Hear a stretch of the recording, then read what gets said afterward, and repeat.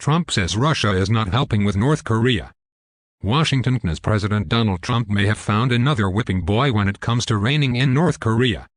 On Wednesday, Trump accused the Kremlin of helping North Korea skirt international sanctions aimed at curbing North Korea's nuclear and ballistic missile programs. "Russia is not helping us at all with North Korea," Trump told Reuters in an interview. "What China is helping us with, Russia is denting. In other words, Russia is making up for some of what China is doing." Trump's rare criticism of Russia came as he commended China for largely complying with international sanctions passed in 2017 that have targeted North Korean shipping, coal, seafood and labor. His comments appear to reference reports that Russian tankers have helped refuel North Korea with shipments at sea, and follows allegations from U.S. officials that Russia has been lax in its implementation of UN Security Council sanctions. Russia didn't make any immediate comment on the accusations. Trump welcomed the ongoing dialogue between the two Koreas regarding next month's Winter Olympics in Pyeongchang, South Korea, Reuters reported, but said he didn't think direct U.S. talks with Kim Jong-un would solve anything. On Wednesday, South Korea announced its athletes will march with their northern counterparts at the Winter Olympics opening ceremony under a unified flag, a diplomatic breakthrough following days of talks between the two countries. Russia's role. U.S. Senator Tammy Duckworth, who returned to the U.S. from a trip to South Korea and Japan on Tuesday, said it is clear that the Russians and Chinese continue to aid North Korea despite additional sanctions. "The Russians are definitely providing supplies to the North Koreans and so are the Chinese. It is very clear both the Russians and Chinese are violating the additional sanctions," the Illinois Democrat told reporters Wednesday. Russia officially employs some 40,000 North Korean migrant workers, and possibly more, many of whom work in construction in major Russian cities. Some analysts worry that Moscow will find loopholes for them to stay, citing humanitarian reasons. "The two countries that consume the most North Korean slave labor are China and Russia," she said. In late December, the U.S. spearheaded the passage of a UN Security Council resolution that levied the toughest restrictions on North Korea to date, banning exports of industrial equipment, machinery, transportation vehicles and industrial metals to the hermit nation. It also would have required countries using North Korean laborers to repatriate them no later than 12 months from the adoption of the resolution, as these workers sent significant amounts of money home to North Korea.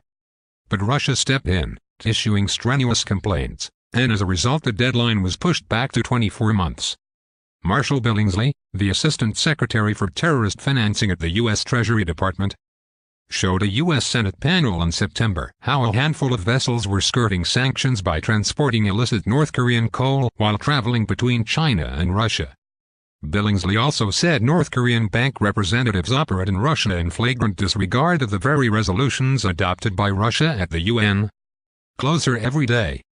In his interview with Reuters, Trump seemed to acknowledge the significant progress that North Korea has made in its pursuit of developing long-range ballistic missiles that can be paired with nuclear weapons. When asked if he believes Pyongyang has the ability to strike the U.S., Trump said they are not there yet, but they are close. And they get closer every day. Trump also declined for the second time in as many weeks to confirm whether he has communicated with Kim Jong-un during the interview. He reaffirmed that he is open to sitting down with Kim, but expressed doubt that direct talks would help. "I'd sit down, but I'm not sure that sitting down will solve the problem," Trump said. "I'm not sure that talks will lead to anything meaningful," he said. "They've talked for 25 years, and they've taken advantage of our presidents, of our previous presidents." The U.S. and its allies are concerned that the face-to-face negotiations between the two Koreas, the most substantive talks in more than 2 years, may be a stalling tactic for Pyongyang. Speaking Tuesday during a conference in Vancouver, Canada, Japanese Foreign Minister Taro Kono said Pyongyang's weapons program remained an ongoing threat. "I believe that North Korea wants to buy some time to continue their nuclear and missile programs."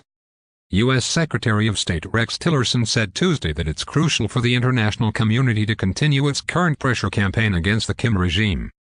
He also said both Russia and China must tighten their enforcement of existing sanctions. "We cannot abide lapses or sanctions evasions. We will continue to call attention to and designate entities and individuals complicit in such evasive actions," Tillerson said in Vancouver. China and Russia were not present at the meeting, which Beijing denounced as demonstrating a Cold War mentality. Putin warning. Russia has also gotten flack for stepping in to give North Koreans their second point of internet access to the outside world as China has helped further isolate the regime.